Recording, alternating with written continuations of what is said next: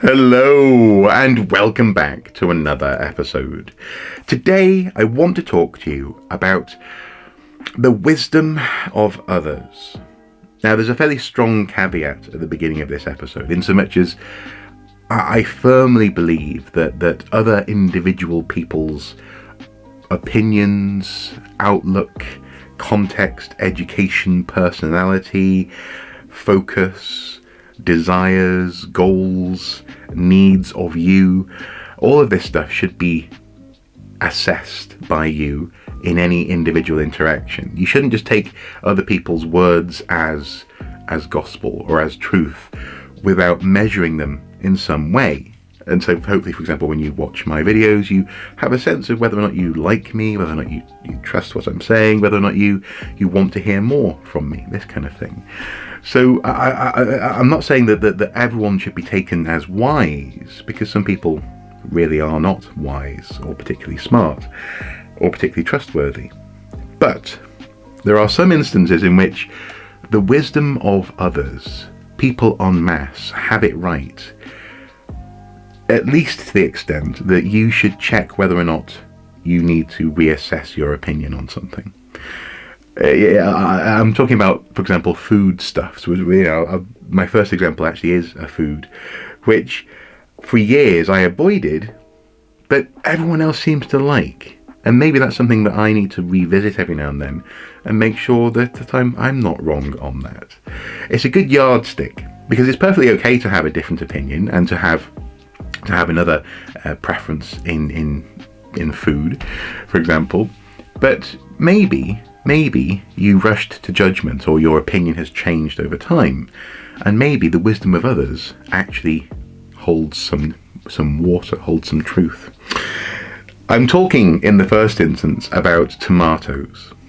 As a kid, I hated tomatoes. I mean, to a certain extent, I still don't like them, really. I wouldn't normally, I wouldn't go and pick up a tomato and go, lovely, because it's the texture, it's not the flavour, it's the texture, it's the slimy, in the middle. And baby tomatoes, to this day, I have to have them chopped. I can't just pop one in my mouth and let it go, or literally pop in my mouth. It's like eating an eyeball. It's just, gross. And I don't know why I grew up disliking tomatoes. It might have had something to do with the relative lack of variety in my diet as a small child. That's a whole other story. But fruit and veg wasn't common, in my early years. But there came a particular point when I realised that I couldn't afford to keep on avoiding tomatoes. I was living in York, working at the Jorvik Viking Centre, and living and earning for myself. I was, my hard-earned money was being used to buy my food, and so I was there one Saturday morning. I treated myself to a lovely baguette from the deli on the corner, and I was studiously picking out the tomatoes from this sandwich. And I realised I can't afford to waste a quarter of the ingredients in this thing, because, well, it's a waste of money. If I'm treating myself to just buying a sandwich as opposed to making one from ingredients, that I can get from the supermarket, I should eat the whole thing. And then it occurred to me that after all, there must be a reason that people put tomatoes into sandwiches. And so I sort of started to get over myself in that instance because of the wisdom of others. The tomatoes work in a sandwich. They work in a salad. They work chopped up and put into a lovely ragu, this kind of thing. And it was that sort of decoupling from the individual experience of the tomato and putting it back into its place as an ingredient that I found really helpful. And it was all because I suddenly sort of had this moment where I thought, I can't be solely correct on this. I think in this instance I'm probably unusual, and so the wisdom of others guided me back towards tomatoes. I mean, even when I first met my amazing wife, I was still picking tomatoes out of my food and just saying, do you want these? And she'd be, oh, she loves tomatoes. She'd be like, oh yes, please. And she'd finish them off. So it was, it went on for a long time. But eventually, the wisdom of others and the simple fact that it was just a waste of my money to not eat tomatoes, one out. And this is what I mean. Sometimes the consensus is correct, and it's at the very least worth checking, or checking once again, whether or not you agree with that consensus. Another example that's proven extremely useful in recent years for me has been audiobooks. I am dyslexic. I have never enjoyed reading for pleasure. I have a massive collection of graphic novels. Obviously this isn't it. There's a whole video about graphic novels I'll put at the end of this video that you can check out.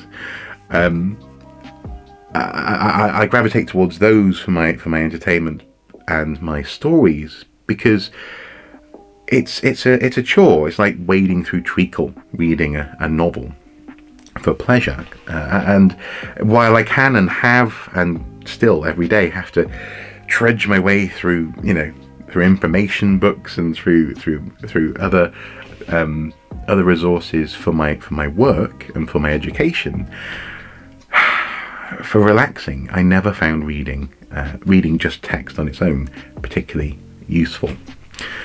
But at the same time, I always had this weird sense, again, my own sense, that, and well, actually probably, I think, slightly due to my mum, sense that reading was the pure experience. There was a copy of War and Peace in our house that sat above my brother's bed. My brother had the master bedroom in the house. He had the big room, and so above his bed, in this inbuilt wardrobe thing, was a copy of War and Peace. Now, as a teenager, I didn't plan on reading War and Peace anytime soon, but I always had a sense that I should read War and Peace somehow. I don't know why. And that I should read it. That's the only way to properly experience this book, and indeed any book, and anything else is cheating.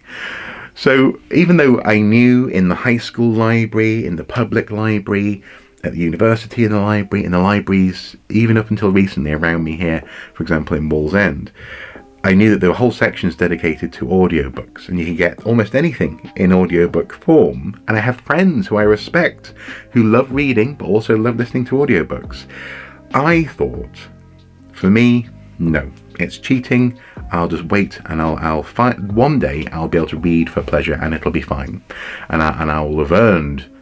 I will have worked hard for that relaxation.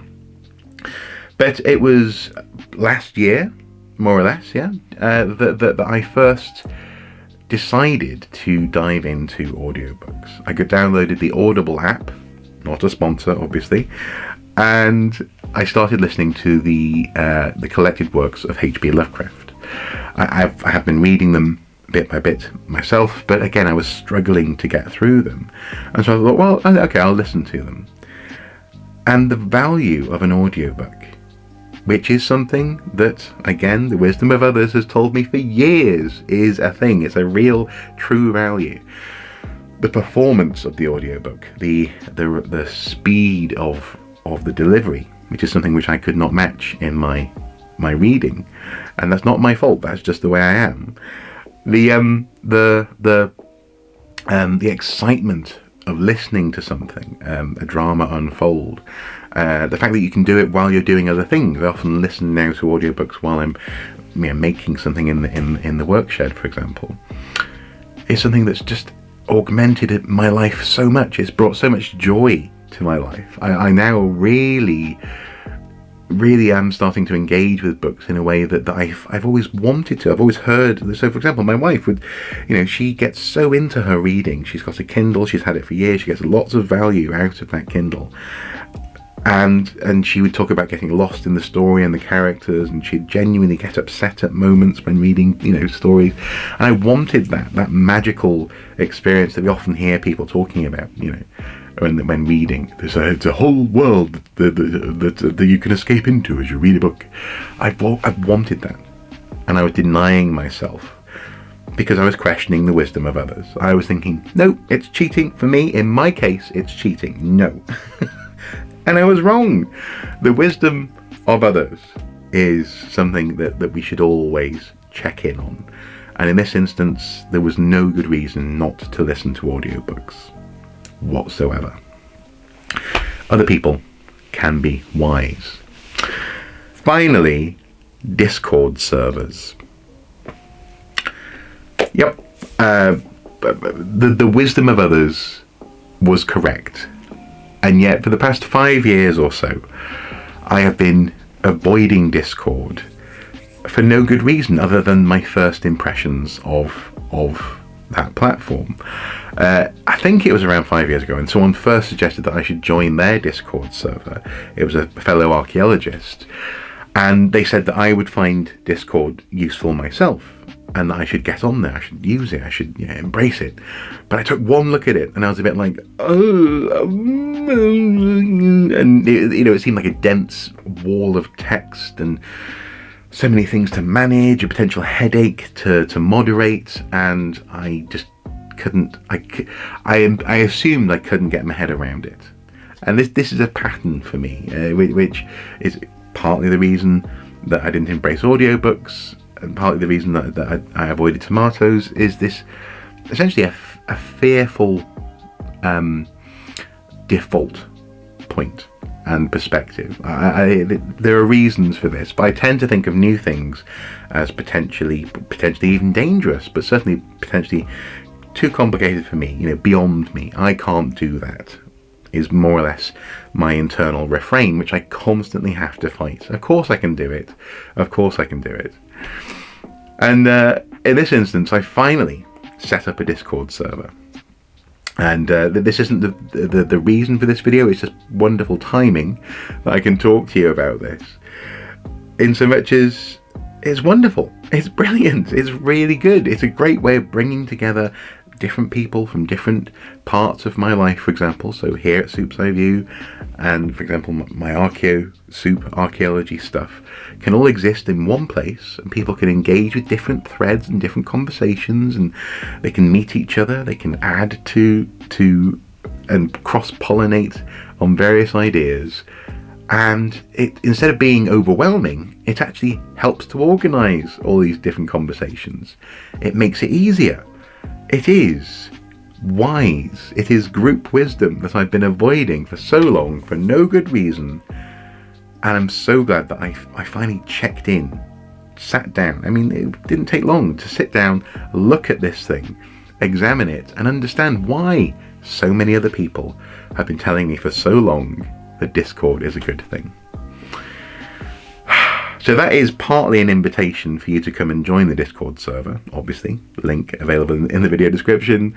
I'll put a link in the channel social links, but on the about section.